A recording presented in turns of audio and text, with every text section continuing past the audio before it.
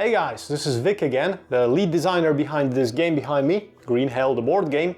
And right now in this video I'll tell you something about the rules and the concepts behind this game, how to play more or less. If you've watched the previous video or the previous part of this video, you know how to set up everything, and I've already got the game prepared for the first scenario. And now let's dive in to the how to play, to the meat of the thing.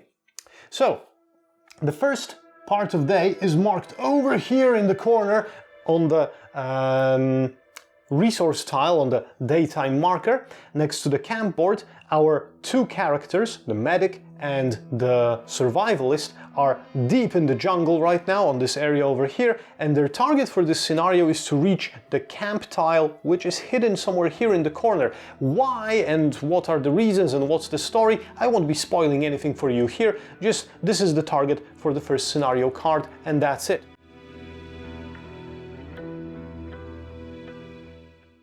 So now, during each part of day, and you've got 4 of those in each day, each character can perform up to 2 actions. Now, you don't have to perform 2 actions, you can decide to do 1 or nothing if you don't have any reason to do it, or maybe you're too injured or something like that, but 2 actions is the standard. So let's go over those. Now, first things first, you have to uncover the map and see what is hiding and waiting for you in the jungle. So there is a move action, right? Each character can move up to 2 areas into the jungle on their turn, but they cannot move from an unexplored area to an unexplored area. So right now in this situation which we are in, those characters could move 1 area each, basically, because we've got only 1 area which is explored. So the move action is the first thing that we should do right now. So let's say that we want to cover as much ground as possible. So let's send Mackenzie over here with the first action, and Isabel will go here. Now, all players can be doing their actions more or less simultaneously. The game doesn't require you to finish 2 actions with 1 player to start the 2 actions of another player. So one person can do 1 action, then the other person can do both of their actions, and then go back to the first person and, you know, mix it up a bit, because, well, cooperation and coordination is key here to survive in some point. So now, 1 action is used by both characters. They have moved deeper into the jungle. They can't move anymore because they have only unexplored areas around them. So the second thing that you can do, the second action that you can do during your turn is exploring, which means basically to use up an action to flip an unexplored card. And, well, Mackenzie landed deeper in the jungle, as you can see, and Isabel, if we flip this over, has gone into some kind of dense thicket, so she's, well, in a bit different area, but still pretty good. It's safe, there are no enemies there, and, well, we are feeling pretty confident. One thing about movement that we have to mention right now is that those characters that you have on the map are in a very unfamiliar territory, and, you know, getting lost or getting separated from the group might work badly with their psyche when it comes to their mental health. So there is a rule that any time any character is further than 2 tiles away from all the other characters, so basically they get separated in the game, they lose 1 sanity per part of day. So after every 2 moves, if they end up separated 2 tiles away from everybody else, this sanity level will be trickling down, and when it goes to 0, well, your character goes insane and runs off into the jungle screaming into the night, and basically you fail the scenario. So you have to kind of work in groups in this case, more or less. Watch out for everybody else. Okay, so move is pretty simple, exploring is pretty simple as well, because it only flips the tile around. We've got those 2 actions done right now. We should move on the day marker, and in the second part of day, which is called noon, we have another 2 actions to perform. And now let's talk about what we can do in those spaces we're in. Now, one action that you can do is you can harvest resources. And for that purpose, you have to look at those side icons here on those map tiles. those icons are divided into two categories. You can have an icon with a tree symbol or an icon with an animal track or print or whatever, a paw print of some sort. And those correspond to the icons that you have here on those resource tiles. So every time on a resource tile when you see a paw icon, you know that you can harvest this resource, this particular resource, from a tile which has a paw icon on it. And if you see a tree icon on the resource tile, that goes the same for those tree icons on the map cards. Now, some resources that you can harvest have a die icon and some have a map icon or kind of a windrose icon. Those with the windroses can be harvested through interact actions, and those with dice can be harvested during a search action, and we'll get to those later. So for now, let's say that Mackenzie has two tree icons over here and he wants to harvest some resources because, well, those will be needed to build anything in the camp or make weapons and such, right? So what we can do here with those two icons is, well, let's see what kind of resources we can obtain from a tree in this case. We've got three, as you can see, resources with tree symbols. We've got a plank, we've got a palm leaf, and we've got some vines. But in this corner here, you can see that there is an axe symbol. So in order to be able to harvest a plank or a leaf, you need to be equipped with an axe. Now, we haven't crafted any axes yet, so the only resource that Mackenzie can harvest now from those icons is the vine. So let's do that. So he will spend one action to harvest an icon and put this vine into his backpack, into the grid, and after we harvest an icon, we cover it with a general marker to show that it has already been collected. And this is Mackenzie's first action. Now, for the second action, Mackenzie could do a search action, because, well, he doesn't want another vine, but maybe he will find something useful somewhere in the thicket, in the ground, near the ground, in the jungle, and maybe he will be able to use that to create some kind of a weapon for himself. Who knows? Now, the second action will be a search action, so you can take those 6 search dice, 5 normal ones and the Joker die, and you roll them together, and we'll see what the result is. So, after rolling those dice, and this is a very good roll, to be honest, because after rolling those dice, you can see that on those dice you have halves of resources, and those halves can be connected in any way to show how many resources of any type we can get. So I can connect those 2 halves of bananas, I can connect those 2 halves of a stick together, and sticks are pretty useful, and I could, for example, connect this coconut as well. Because coconuts give us water, and water is needed for the players to hydrate their characters. Now, on this Joker, we've got a question mark icon, and the question mark icon gives us a bonus half of any resource that we might want to connect to the dice that we've already rolled. And I would like to grab 1 stone as well. So I've found pretty many resources, quite many resources near the jungle floor, and now I will be collecting them. So I've got 1 coconut, which is this 1 square over here. I've got 1 stick, and I can put it in the backpack right here as well. So I've got 1 stone also, there you go. This is a stone, and we need to find a banana. And the banana is here, there you go. And as you can see, all of those items that I've collected right now, all of those resources, have this die icon here. This means that the source of those resources is this search action using those dice. This is so that you know where you can collect those resources from. All right, pretty cool. We've got quite a lot done with this second action, but Mackenzie, well, he didn't really make any progress into the jungle right now, right? So let's leave that to Isabel, and she will be harvesting some resources as well, and she will also go on exploring. So she will do 1 harvest action too, and she will do it from an animal icon, and those animal icons can give you some meat, but you need a knife to be able to collect meat. They can give you some shells from some turtles or armadillos, you need knives for those as well, and you can have some bones from those from the animals.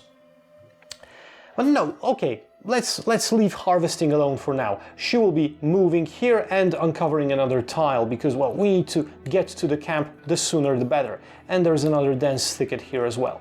Now, okay, let's go back to this harvest action one more time, because sometimes you will get an icon with those symbols that is doubled. So we've got some dual piece of iconography below, and this means that this icon can give you 2 resources instead of 1 when you are harvesting, but in order to do that you need to spend 1 energy while harvesting in order to harvest a bigger amount. And this is kind of beneficial because, well, if you wanted to harvest 2 of those singular icons, you would need to spend 2 actions, so you'll be standing in one place. So for the cost of 1 energy, if you find this doubled icon, you can harvest more and then have another action to spare, which is pretty cool. But energy is a resource that, as you can see, you've got only 5 of and is pretty limited, so you have to watch out what you can use this energy for. And energy is used not only during those harvest actions, but it can boost other actions as well. When you are moving, you can spend 1 energy to move an additional area, for example, when you want to move faster back to camp or somewhere else. When you are exploring, well, basically energy doesn't help you at that. Exploring is just a basic action. When you are harvesting, you can add 1 resource. So for example, if I'm harvesting a resource from a tree icon, I could spend 1 energy to take 2 of those resources. And when you are searching, when you are rolling those search dice, you can use 1 energy to re-roll any of the dice you've rolled, including the bonus die as well. And this bonus die can give you half of a resource, it has some blanks, and it can tell you to remove 1 die from the equation, from the ones you've rolled. So it has a good result, a bad result, and a blank basically. So you can risk it if you want for energy.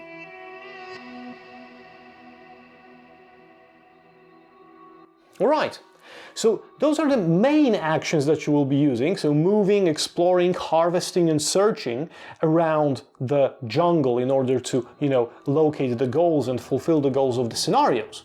But that's not the only thing. Now, there are some actions called secondary actions in the game. And secondary actions include actions like rearranging your backpack, dropping items onto the board, onto the map so that other players can pick it up, picking up items that other players dropped, and also crafting. And secondary actions have no limit of how many of them you can do. You can rearrange backpacks and drop and pick up items and craft items as much as you want, to your heart's delight, during a single turn. That's not a problem. The only thing is that when you're crafting, each crafting costs you 1 energy. Well, because making something can be a bit tiresome, right? So let's say that for the purpose of this demo, Mackenzie has already collected 2 stones in his inventory and he wants to craft a simple weapon in order to, be able to defend himself or maybe harvest some more complicated icons. Now, if we take a look at those items that we have, those dark brown tiles, you will see that this very simple rock blade or stone blade requires only 2 stones to be crafted. So Mackenzie can use his secondary action to spend 1 energy in order to turn those 2 stones, which he will spend now from his inventory, in order to craft this stone blade. And now he can keep this stone blade in his backpack like so, or he can put it in one of his 2 hands in order to equip it. Automatically, equipping is also a free action. And from now on, since he has a blade equipped, he will be able to collect meat from animals, because there is a blade symbol over here. He will be able to collect shells from animals, there you go, and he'll be able also to collect bones from animals. And bones will be later needed to, for example, craft this axe that Mackenzie will be able to use as well, right? Or other equipment. So depending on what you have in your backpack and spending energy, you can craft other items. Like some items will give you additional strength for combat, some items will also have some other usages, like the fishing pole, which when you are located on a tile with water, like a river or a lake, can collect you fish, and so forth and so on. All right, so, I've put away the blade, and he should have it. This will be useful. Right, so he has the blade, and they're exploring the jungle, and that's mainly it.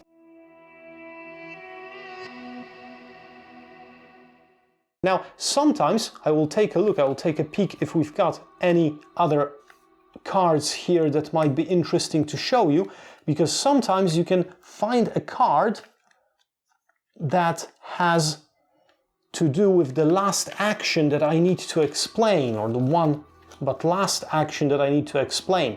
And, well, they're not here, so I will have to find a special card in the deck to refer to it right now. Now, sometimes you will discover a card like this, for example, which has some piece of text on the bottom. And those cards are location cards, like this hunting pit.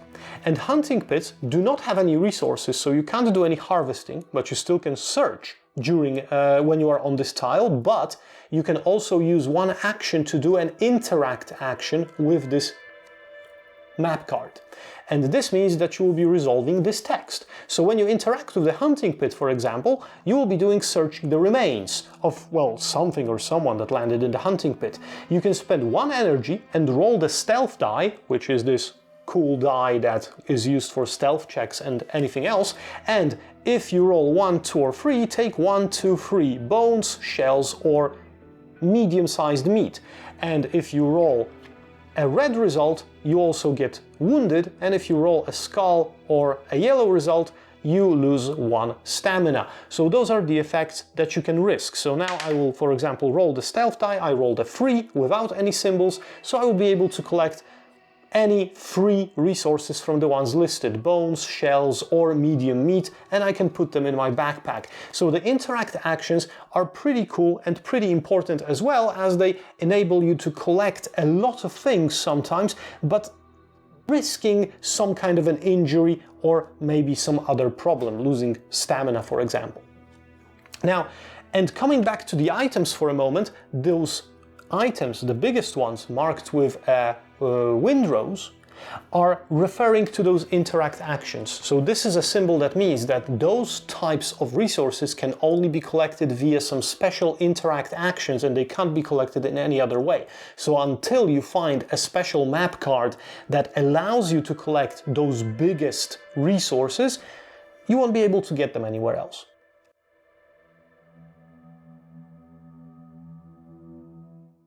The jungle is a dangerous place, obviously, and in order to survive you have to collect meat or bananas to eat and water to drink, and you have to craft some weapons and some buildings for your camp and such and such and such. But also, sometimes you will find enemies which can be really dangerous. Like, for example, those roaming boars that you can find on this tile.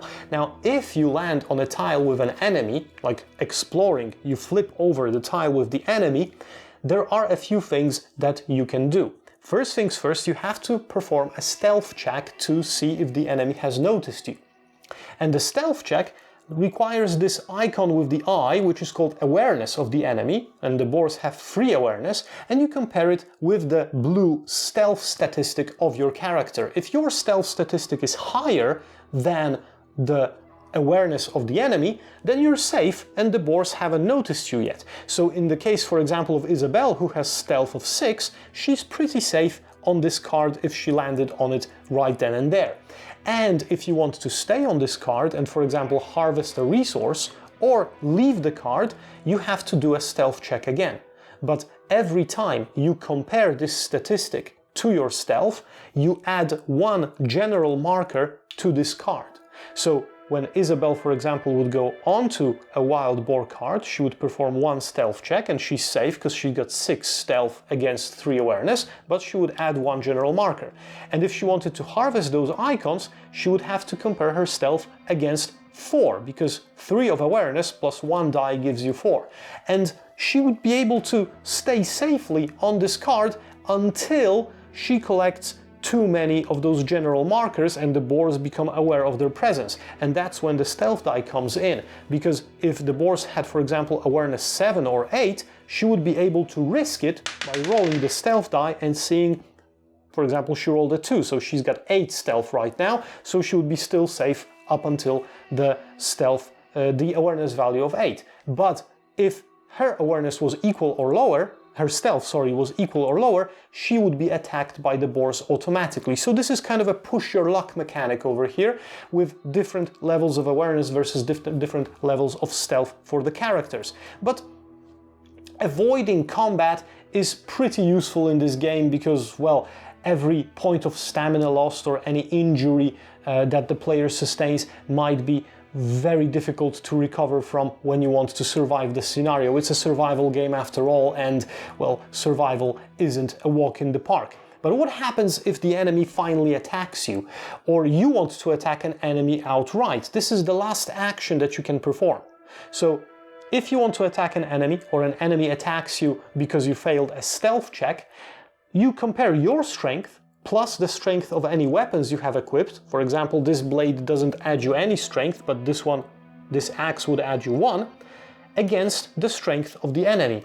If yours is higher, then you defeat the enemy and get the spoils described on the card. If yours is lower, you can spend energy in order to collect additional strength, and you can do it as many times as you want to, in order to equate the strength of the enemy and defeat them. If you don't defeat them, then there is a losing condition. For example, for the boars, if you lose 1 stamina and gain a wound. So this is how you basically combat enemies. It's a zero-sum game that you can predict very easily. But remember that if you get down to 0 energy, you waste your last point of energy, you fall down where you stood, and even if you win the fight, you won't be continuing your turn anymore, because a player with 0 energy has to fall down and rest, basically fainted with exhaustion. Alright, so basically throughout those 4 periods of day, we are performing those actions: moving, exploring, searching, harvesting, maybe attacking sometimes, crafting a lot using the secondary actions, interacting with map cards, performing stealth checks in order to avoid enemies, and finally the 4th part of day, which is the late evening, comes to an end, and this is when the nighttime phase comes into play. And the nighttime phase is something completely different, because during the nighttime phase usually bad things happen to you, and sometimes you can determine what will be happening, what changes to the rules will be happening in the next parts of the day, because there can be some passive abilities due to the night cards which can influence the next turn or the next part of the day. So let's start with how to perform a night phase.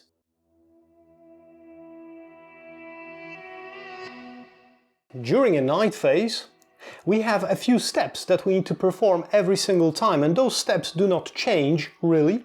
The first step is that we have to clear all those general markers used for covering the harvesting icons, the ones that we've used during the day, and enemies and their increased awareness from the map. So basically we reset the map for the next day.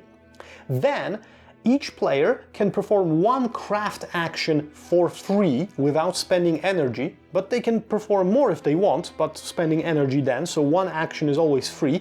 And if you are in the jungle, then you can only create equipment, so like items, those dark brown ones, from your resources. But if you are in a camp at night, so you're on this camp tile, you can also build camp buildings by spending the number of resources that are here and placing those items on the camp board. And those buildings are traps that can help you catch some animals for meat. Those are also fences that can protect your camp from some night events. There is a campfire that you can upgrade, where you can create roasted meat, so not to have food poisoning from eating raw meat. You have beddings in which you can rest comfortably and recover more energy than the maximum of 4, because you can recover 5 only if you are sleeping in a bed. There is a bed icon over here for that.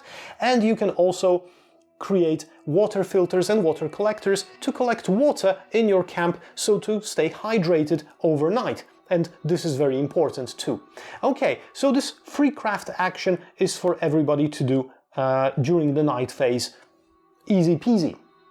Now the next thing is that you have to check what threat is awaiting for you at night. Now, during this first turn that I am doing, there is no threat in the beginning of the scenario. The beginning of the first scenario is safe, but as you uncover night cards, you will be faced with additional icons on the bottom, which can represent black or white cubes. The black cubes represent damage to buildings in your camp, and the white cubes represent threat or bad luck during your game. Anytime you uncover a night card which has those kind of cubes below, you have to take those cubes, set them aside for the next night.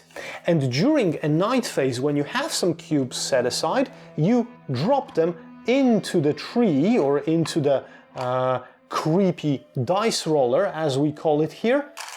And the ones that fall out through the front are yours to keep, and the ones that fall through the back should be taken out and laid separately for the next night phase. They will come back, but they are not doing anything bad for you right now. Now, the black ones are used as damage. So if any black cubes fall out through the front of the tree, you place those cubes onto buildings in your camp in order to see how much damage they get through a night. And when they get the maximum amount of damage, which is the amount of resources that you need to build those buildings, they are destroyed. You can also repair those buildings, but that's a completely different thing. Now, the white cubes is threat, and threat is left here where it landed in front of the tree, and we will come back to this one later. So I have no buildings in my camp yet, so this damage is basically excessive, so it just falls out and does nothing, thankfully, but if I had the building would be damaged.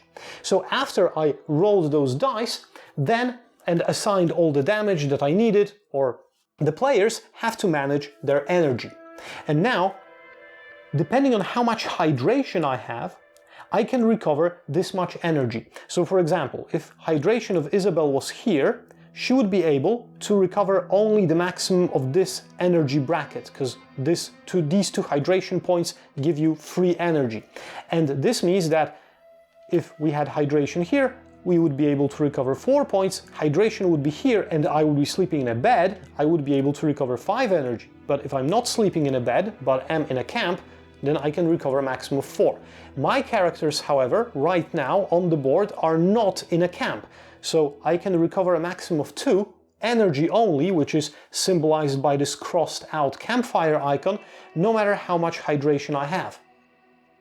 Well, tough luck. So both characters are reduced to only 2 energy for my next day, because they haven't reached the camp yet, and their hydration is pretty okay. But now, after I've recovered energy, I have to spend food and water in order to maintain this hydration and energy levels for the next turn. And now I've got only 1 coconut and 1 banana collected by Mackenzie, so let's use this as an example. I can spend 1 coconut to hydrate Mackenzie, because I'm more interested in having my survivalists survive right now, so he doesn't lose any hydration. But Isabel has nothing to drink, so she loses 1 point of hydration up to 9. That's not a very big damage, because she's still in this last bracket, so if she rests in a bed, she would be able to recover 5 energy later, but, well, for now.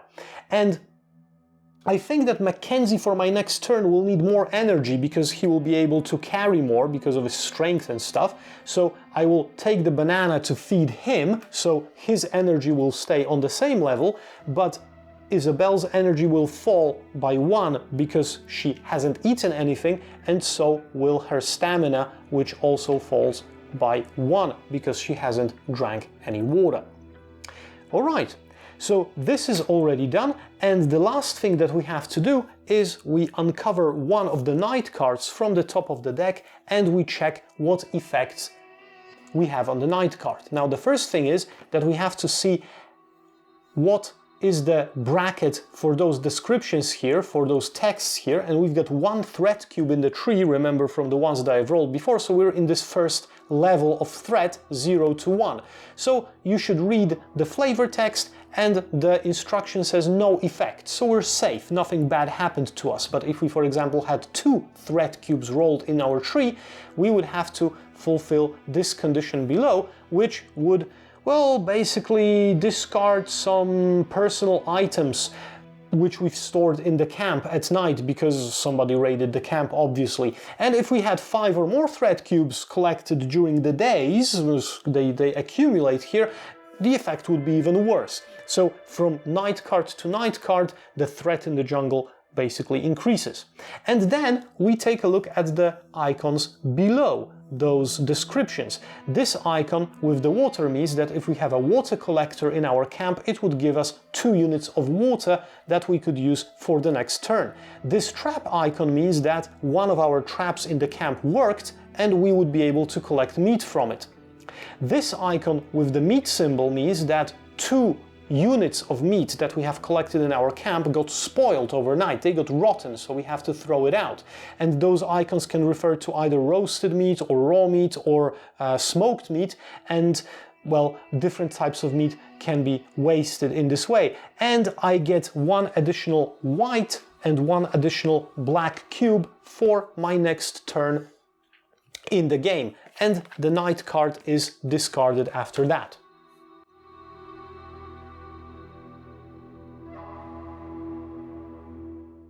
Okay, so as you can see, the night phase is, well, not that complicated maybe, but there are a lot of things to do after every single turn. You have to remember to keep your characters hydrated and fed if you don't want them to lose energy or stamina.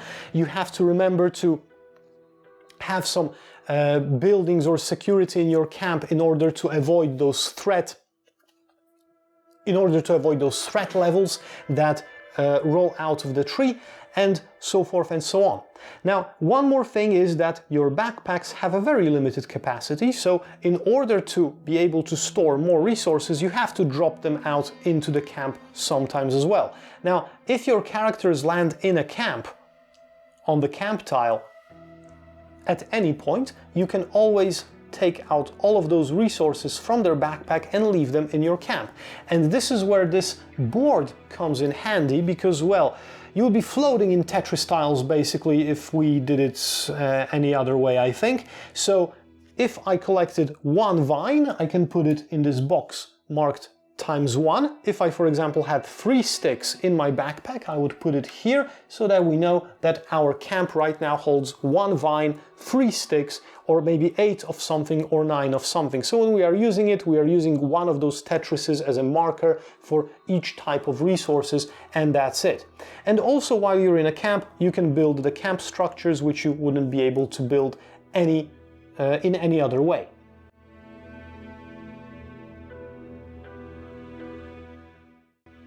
Now, the last thing that I want to talk to you about very quickly is how those dice for creating the Ayahuasca potion works. Because this is one of the last mechanics that generally can be explained. This is not a very in-depth explanation of the game mechanics, but kind of an overview of how to play. All the detailed rules are found in the rulebook, and there are a few more intricacies to each of those. Now, after one of the scenarios in the game, you will find out that you can create an ayahuasca potion by collecting those little items with mushrooms, which can also serve as medicines in the game. But if you collect those mushrooms, which come in 3 different colors, red, yellow and blue, you can use up to 5 of them to create a potion.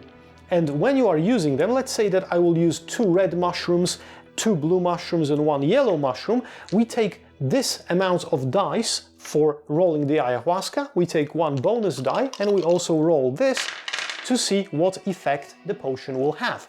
And as you can see, I've got +4 on my red skill, so +4 on strength, -1 on stamina, and I've got a bonus die with -1 as well. So I will, for example, if this was a roll for Mackenzie and he was drinking the potion, he would have his stamina reduced by 1, which would automatically happen. So unfortunately the potion kind of influenced his condition badly, but he would get +4, -1 from the bonus die, so he would get +3 strength. But you can get only 2 increase through the potion, so you would get maximum +2 strength, which would give his strength of 10, which is probably enough to defeat many enemies in the jungle and carry a lot of items as well.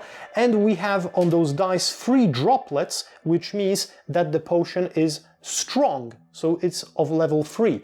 Every turn that ends would weaken the potion by 1 until it would be weak, and the next day the effects would reset to 0 again. And that's basically it. So this potion, this ayahuasca that you are crafting, can be very helpful because it can increase your stats, but there is always a risk that can weaken your character as well. And this is where the Joker die comes in, because it has different walls that can mitigate this. It has one wall that's penalizing because it gives you -1 to the result of any skill. It has one wall that gives you a +1. It has one wall that reduces the duration of the potion, or one that extends it. And there are also 2 walls that allow you to either re-roll 1 die, which you might think is a bad luck roll and you might try otherwise, and also one that lets you flip a die to the opposite side. So you can mitigate those negative effects quite a bit. At least you're lucky. Well, you know, we don't have a recipe for the ayahuasca. It's a very mysterious potion, so how to prepare it really is more of a game of chance with the proportions and so forth and so on.